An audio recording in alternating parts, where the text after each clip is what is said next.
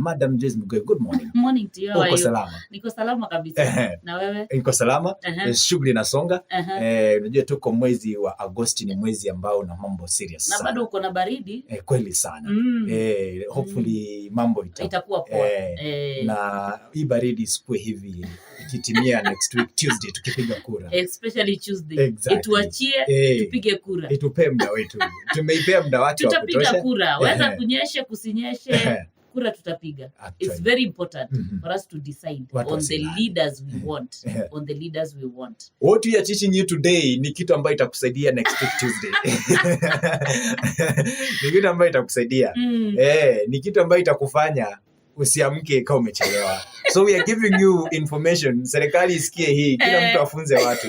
Don't sleep. Madam Joyce Mghoi. Yes. What about all these things? I've come to realize there are so many things that are very, very important for us that sometimes we don't get information about. And when I talked about sleep, or when I told you we are going to look at sleep, when I thought about we will talk about sleep, I actually got a quickening in my spirit that we really need to talk about sleep. It's very, very important for us to talk I even about asked sleep. you, how now? How now? Sleep is very, very important. Yes. And for someone to sleep, there is a hormone called melatonin. That is the one that is that helps someone to be able to relax and to be able to get some sleep. Now, we want to talk about sleep and productivity because sleep and productivity, because my area is about psychology. My area is about careers. Now, does sleep affect productivity? Yes, it does affect productivity. Other than that, it also affects people psychologically. It affects people psychologically, physically, psychologically, mentally, and so on. So it's very important for us to talk about sleep. And an adult needs to sleep at least around 7.5 hours every night. We will see there is a chart that is there. So it's very important for us to know about sleep. Now, sleep also has cycles. Sleep has cycles. It goes in cycles. The first cycle is a non-REM sleep. Non-REM sleep. REM means rapid eye movement. There is a time when you sleep, or there is a time when you have observed someone sleeping and you see their eyes moving. You see their eyes moving and yet they are deep asleep. That one we refer to it as rapid eye movement. So there is a period of non-rapid eye movement in sleep when you are sleeping. But is this still sleep? You are still asleep. There is a period of non-rapid eye movement and there is a period of rapid eye movement. So sleep has a cycle.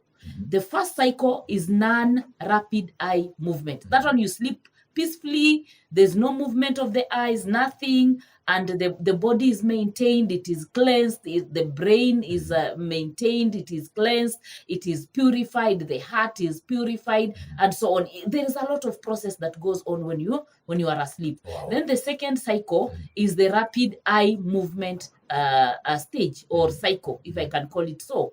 This rapid eye movement, when you see someone who has slept and their eyes are moving, please don't interrupt. Don't interrupt them, don't wake them up. No, amelala, lakini macho, unaona ina move ndani. You can see the balls from the skin. You can see the eyes are moving.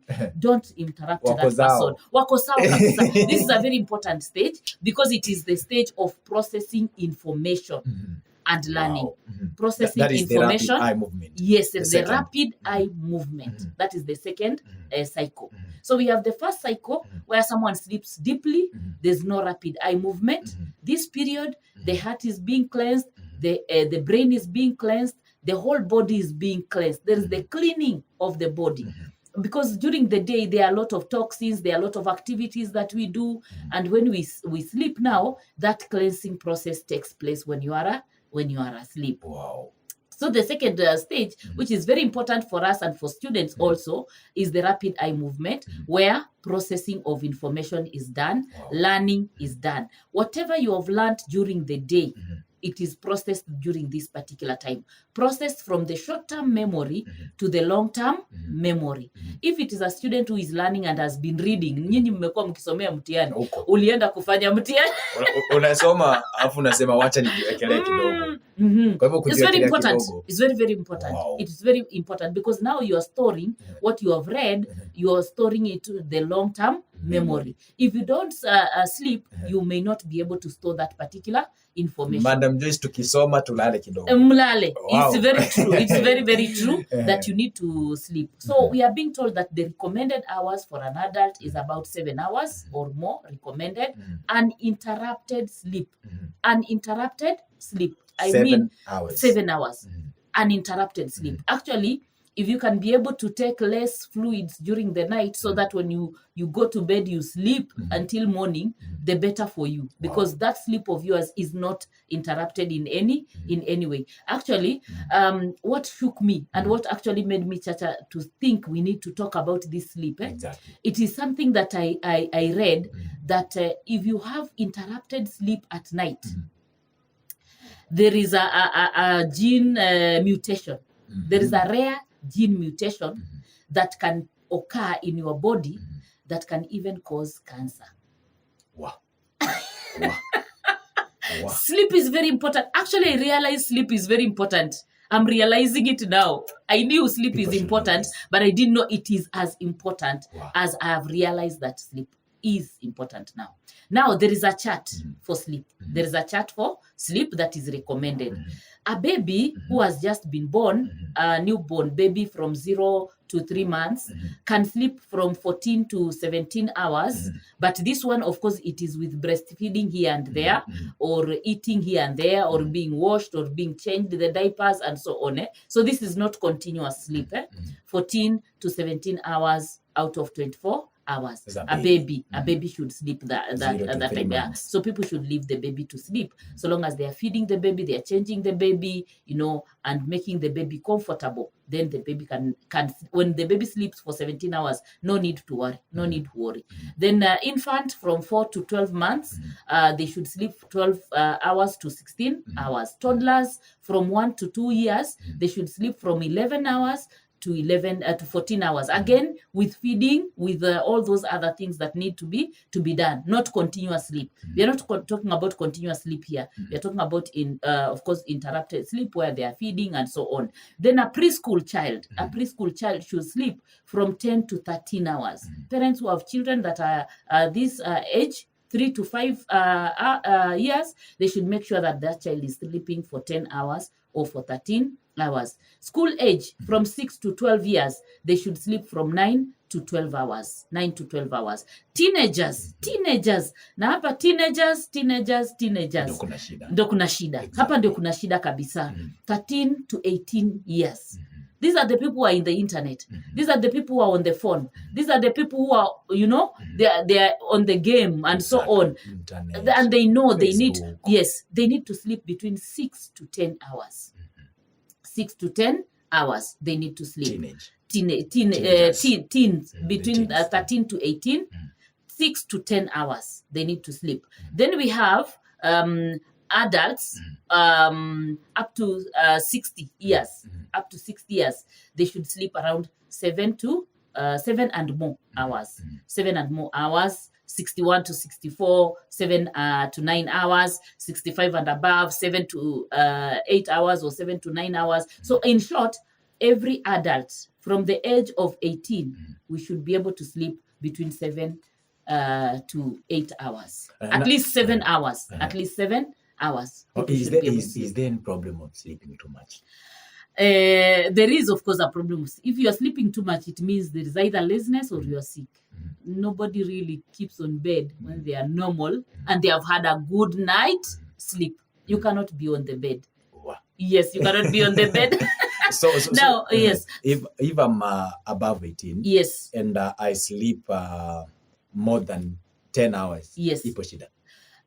Ipo shida because there is something when you sleep for 7 to 8 hours as an adult, that sleep, if you slept comfortably, that sleep should be enough.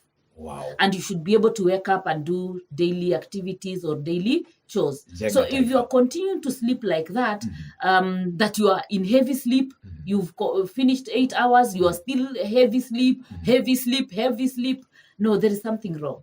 There is something wrong. And unless you're using mambo fulani. Before we go on another story, Exactly. Yes. There's something you've mentioned here. Yes. And of course it's a very good thing. Yes. Kama kuna wazazi ambao wanasikiliza hii itakuwa ni sawa. Very important. You said kwa adult tukiinterrupt ile sleep kuna ugonjwa fulani ka cancer fulani kanaweza not necessarily. But ipo shida. But we should not interrupt. Unnecessarily interrupt our sleep during the night. We should not unnecessarily interrupt our sleep during the night. And this was a study that was done. This was a study that was done, you know, how true it is, you know, but it really caught me thinking that the many times that we sleep and we take sleep for granted and we keep on interrupting, or someone else keeps on interrupting, or we really don't take it serious that now I am sleeping, I'm focused, I'll sleep this number of hours. We don't do that. When we don't do that, we are actually affecting our own body. That's not the only thing that I found out, by the way. I will tell you there are many things I found out. Usiruke kamba. So kuna wale wazazi, Madam Joyce Mghoi, ambao wanaamsha watoto, amka nikunyonyeshe, amka nini. No, unless the child has slept for too long, and you can see it may not really be healthy for that particular child. But a child should be left at least to sleep continuously 4 hours. Amke mwenyewe ndo mwisho.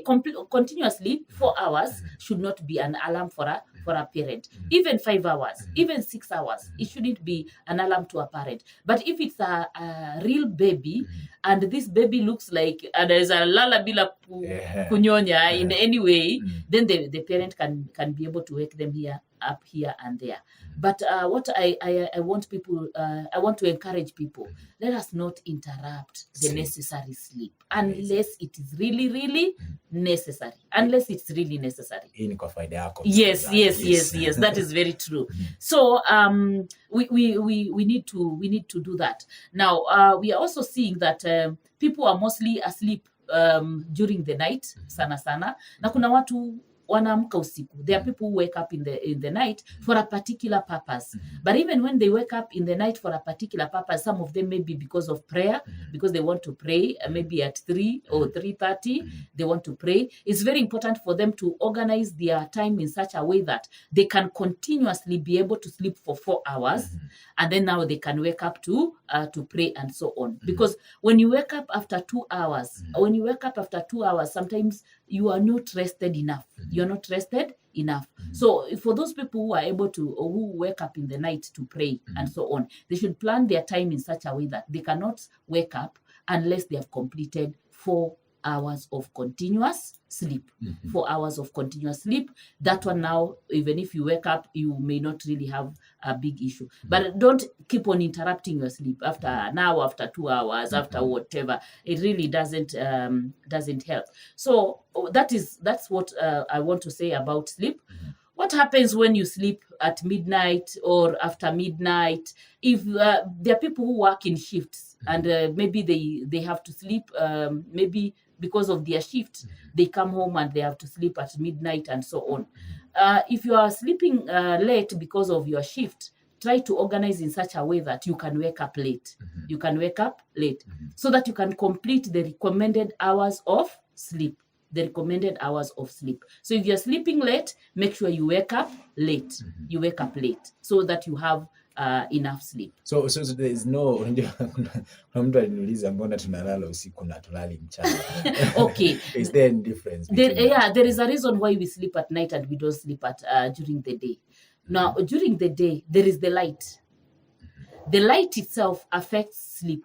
Light affects sleep. Almost every kind of light. Even your phone light can affect your sleep. Your TV light can affect your sleep. Your laptop light can affect your sleep unless you dim it. So the reason why people sleep at night and not during the day is because during the day there is light, and therefore you work during the day because of the light. You can imagine if we were working at night. You cannot even see someone who is approaching you, you know. Exactly. And people, when there is blackout, you cannot be able to see, when there all these interruptions. So you cannot sleep during the day comfortably because other people are awake during the day. There will be interruptions.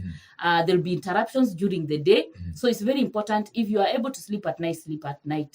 It is easier. It is easier to get very nice sleep during the night because it is quiet, it is cool, the temperatures are also cool, and you can be able to have a comfortable sleep. During the day, the sunlight, the heat, the interruptions from people, from neighbors, and all that, the vehicles moving, whatever, you cannot really be able to have good sleep during the day. But if your shift demands that you sleep during the day, then make sure your environment is also calm for you to be able to have a good night sleep. Wow, yes. Amazing. Yes. Msikilizaji, natumaini anaendelea kujifunza mambo. Actually, this is so amazing. Yes. Unajua kuna mambo tunaona ni kama ni kawaida. There are many things that we see them as ordinary things, but in the real sense, we need to take them with a lot of seriousness. God had a purpose why he said people should be sleeping. He had a purpose. You can imagine the cleansing process of your body, the toxins being cleansed, being maintained, being regulated. These are very, very important process, but sometimes we don't take it that serious. Students also don't take this one serious. Like now we are doing exams. There are students that probably were not reading during the semester, and now they are transnighting. They are transnighting. When you transnight and you don't sleep, what you have read is not going to be recorded it's not going to be stored in the long-term memory. So you may find yourself that you have gone to the exam room and you cannot remember things that you have just read. You cannot remember them because you haven't had time to sleep and to store that information from short-term memory to long-term memory. So students should be able to know reading is continuous, and then they continue to sleep, they continue to store that information. When the exams come, you are just revising, recalling what is already stored in the long-term memory. Don't transnight. Chacha, kuna siku moja nilitransnight nikiwa university. Okay, via exam. Hata sisemi neno because I transnighted, and when I woke up in the morning, when I went to the exam room, there were very simple questions that I really could not think through properly because I was already fatigued. The brain, I didn't sleep, but then I was anxious, I didn't sleep. But then there were things that were quite simple that I could not really articulate them the way I needed to articulate them. So when I say that students should not transnight, I'm saying it from experience. Oh my. But just before tuzame kwa hamu ya kwanza, this thing, insomnia. Yes. Mtu analala, usingizi, the sleeping pattern has been completely affected. Si kupenda kwake. Maybe the daily activities, ama vitu wewe unafanya. Afanya nini, asifanye nini, haizienda more than 2 hours akilala. Akijiweka tu hivi usingizi imeisha. That is a disorder, and there are many causes of insomnia. There are very many causes of insomnia. Anxiety is one of them. We also have things to do with hypersensitivity. People are hypersensitive. Insomnia can also be caused by what we eat during the night. Like some people, when they take, like people who take caffeine, people who take coffee, caffeine and so on, can also cause insomnia, or can make people not to be able to sleep. So there are people who have that kind of a disorder, and they can see a doctor, and they can be able to get proper advice. But it's very important for people, before they go to bed, to finish up with things that are disturbing them in their mind, or to finish up with things that are causing them anxiety. One way of finishing up with them is maybe through meditation. Another way of finishing up with them is noting them down. You write them down. When you transfer them on the paper, your brain tells itself that sasa itakuwa solved. You note them down and you say, I will deal with this one tomorrow. There are also people that will go into prayer, praying, surrendering to God, whatever it is that is disturbing them. Then there are also people who listen to cool music, cool, relaxing music. There are people, so there are many things that someone can be able to do to be able to help them to sleep and to reduce the insomnia, to reduce that insomnia. So yes, it is there and it is a problem, but there is a solution. Okay, there are people who also take medication. There are people who also take medication when they have insomnia, but that one should be prescribed by the doctor. Tuachane na mambo ya Piriton kwa duka. Exactly. Tuachane na mambo ya Piriton kwa duka unless it is recommended by the doctor and you know what quantity you need to take. This medicine, I've said, they contain some hormones that help us to sleep. The melatonin. That is what helps us to sleep. So let us stop self-medication of Piriton. As we even talk about the Piriton, Yes. kuna mtu anakulaga hadi 3. Najua it is very dangerous by the way, but sasa because pia mwili umezoea, maybe umekuwa prescribed ule moja, but because one tolerance, the body has become tolerant to that particular drug. 3. Yes. What is happening, msikilizaji? That can be very it can be very dangerous. Hold on. How dangerous is it? Madam Joyce is coming back to tell you how dangerous is it to eat Piriton ndo upate usingizi. It is an effect iko hapo jamani. Tunaongea zaidi jamani. This is 98.8 FM Chuka Universe Radio, sleep and productivity.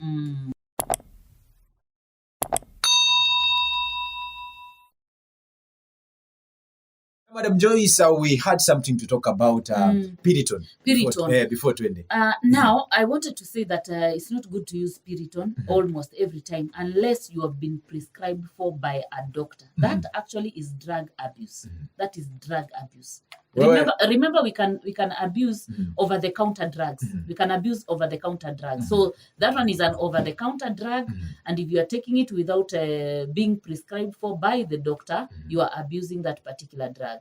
And of course, it is affecting you in the sense that if you got a condition and you needed probably to go through surgery and so on, and you are used to putting yourself to sleep, that may not really work well with you because of what you have been doing. There is that tolerance to a drug, So it's very important for us not to use over-the-counter drug. Ukitumia Piriton na mwingine atumie the whole plant, hakuna tofauti.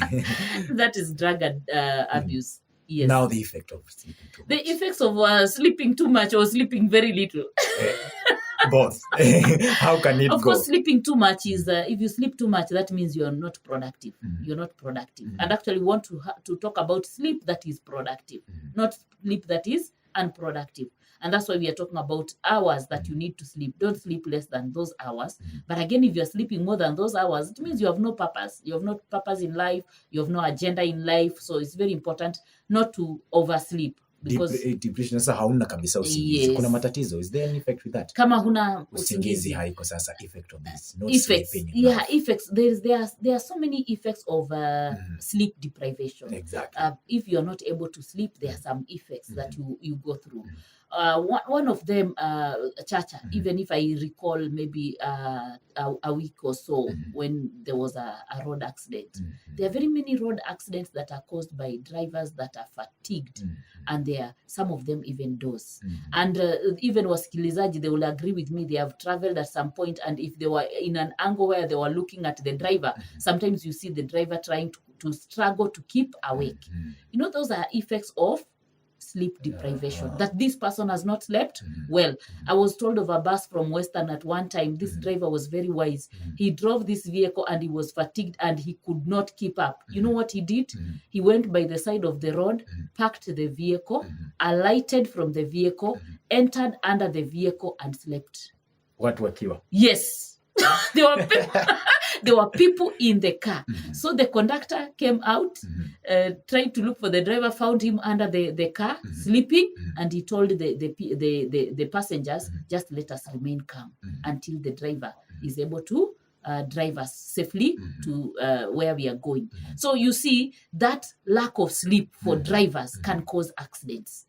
are we really still talking about the negative effects of lack of sleep? Already that one is dire. Exactly. And even when that accident that happened at Nithi, you could hear people who knew these drivers saying that the drivers have been complaining about, lack of sleep, not really being able to have time to rest. So that's one effect. Accidents, road accidents is one effect. Another one is cardiovascular diseases. They have been associated with a lack of sleep. Hypertension, high blood pressure has been associated with lack of sleep. Imagine even diabetes. It has been associated with lack of sleep. Diabetes, cancer, some types of cancers. And that's why I was saying that there was a study that was done, and it was discovered that people who interrupted their sleeps in the middle of the night, there was some gene mutation that probably caused cancers. That's one of them. Breast cancers, prostate cancer, heart attack, reduced immune system, that is immunity, reduced immunity. So if you don't sleep properly, your immune is compromised. Your immune is compromised, and you can easily be able to get diseases here and there. So that's one of the effects. Then we have mental health problems, anxiety. The anxiety, when you don't sleep, the anxiety, the depression, and so on. Actually, Chacha, it even causes death. Lack of sleep can cause death. Some people sleep and sleep. Let me tell you, there was a study that was done in South Korea and Japan, and Japan and South Korea, actually, it is rated as one of the worst areas where there is a deprivation of sleep. Watu hawalali. There's a lot of pressure, and there is even suicide. The suicide cases are quite increased. Japan and Korea, and I'm being told that in Korea, in Japan, there is a death. There's people die by lack of sleep. A death they are calling it karoshi. Yani mtu anaanguka kwa street na anago because of lack of sleep. So burnout, frustration, depression, and all that. You just collapse and you go, and they call it karoshi. People dying by lack of sleep. Karoshi. Wow. Then there is a lowering of sexual drive. If you lack sleep, there is lowering of sexual drive. There is also weight increase. And I want to explain a little bit about weight increase. Unaweza kuwa na kilo kama effect. Unaweza ongezeka kilo kwa sababu ya kutolala. Madam Joyce, if I'm 50 kg, na nisilali ni 60 kg. Yes. That's an achievement. If that is your target, it can be a thing. So obesity. Exactly. Obesity is one of the effects of lack of proper sleep. And I wanted to explain this, that there are two hormones. There is the leptin and the ghrelin. Leptin and ghrelin, they are two hormones that regulate food intake. Leptin alerts the brain that you are satisfied, you are full. Leptin, it alerts the brain, telling the brain you are now full, so that you stop eating. There is a regulation. There is unajiambia ati tumbo ndio imejaa, It is information, a hormone that goes to the brain, and then the brain alerts you now that you are satisfied. Tafadhali, stop doing what? Acha kula. And actually, that's why people say those people who eat slowly, they end up maintaining their weight than those people who eat very, very quickly. Those people who eat very quickly, by the time the information goes to the brain and comes back to tell you that you are full, umekula vijiko zingine tano. So anyway, that's by the way. So there is leptin that alerts the brain that when you are full, when you are satisfied. Then the ghrelin urges you to eat more. The ghrelin urges you to eat more. So we have ghrelin and we have leptin. Sleep-deprived people have low levels of leptin. They have low levels of leptin and high levels of ghrelin. Are you seeing that? Because ghrelin tells you eat. Leptin tells you stop, you are full. So if you have low levels of leptin and high levels of ghrelin because you have not slept well, that means your ghrelin is telling you eat. And because you have not slept, you don't have enough leptin to tell you stop eating. So obesity comes in there. Obesity Wow. comes in there. So that is what I'm talking about when I'm saying obesity can be caused by lack of sleep. It's very, very important for people to sleep. Now we have other things like mood swings. They are also caused by not sleeping properly. We have mentioned long road accidents. We have mentioned poor attention even at work. You are not concentrating, making small mistakes here and there.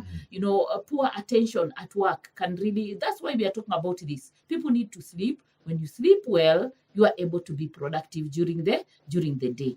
Poor academic performance can also be caused by lack of proper sleep.